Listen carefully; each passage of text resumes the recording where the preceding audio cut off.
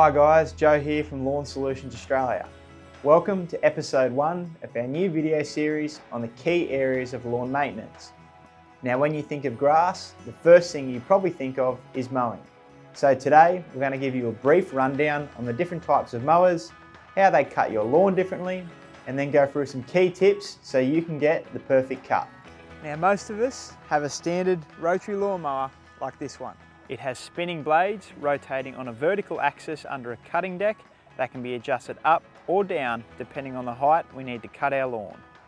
The blades chop at the grass as they rotate and work best on a medium to high cut. Rotaries can be petrol or battery powered, with the battery versions increasing in popularity in recent years due to zero emissions and advanced battery systems. Newer models like this one are able to generate nearly as much power as the petrol versions. For larger areas, you have the option of stepping up to a ride-on mower to get the job done quicker and easier. But rotary mowers aren't the only way to cut your lawn. The alternative cutting mechanism is a reel-based system like the one on this cylinder mower, which has blades that cut your grass on a horizontal axis. There are petrol or battery operated reel mowers or push reel mowers which require a little extra grunt work as they are manually driven by human force only. Reel mowers generally have somewhere between 5 and 12 exposed blades at the front of the mower. The more blades there are, generally the better the cut and the lower you can go. Reel or cylinder mowers will have a better quality of cut due to the sharp scissor-like action of their blades. This action is superior than the chopping action of the rotary mower when comparing both with sharp, well-maintained blades. Having said this, a rotary mower with sharp blades and decent power produces a good enough cut that most people would be happy with.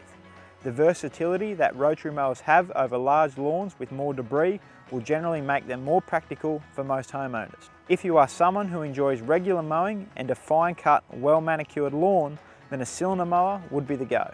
Now there are a few other options when it comes to lawn mowing, but one that is particularly exciting is the robotic lawnmower, like this Husqvarna Auto Mower.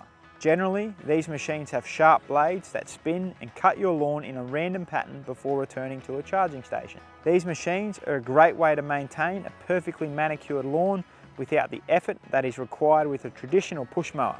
Whichever mower you have, the basic principles for mowing are as follows.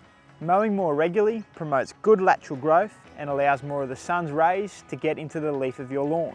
It is important to never remove more than 1/3 of the leaf during any one mow. Mowing in different directions not only minimises monotony, it also encourages a healthy lawn by teaching individual blades to grow straight up, creating more room for more new blades to grow. Rain is ideal for fertilising, but not for mowing. Mowing when the grass is wet will cause damage to the leaf blades as they will tear rather than cut, leaving an uneven edge. To get a beautiful cut, it's important to keep your mower blades in peak condition. It's also important to understand the type of lawn variety you have as they each perform differently.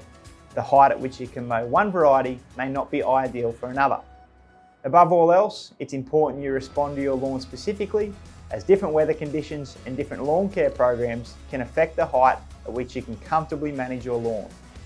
Keep an eye out for the next video in this series where we talk about removing and preventing weeds in your lawn. For more helpful lawn care tips and advice, check out the Lawn Solutions Australia website and don't forget to subscribe to our YouTube channel.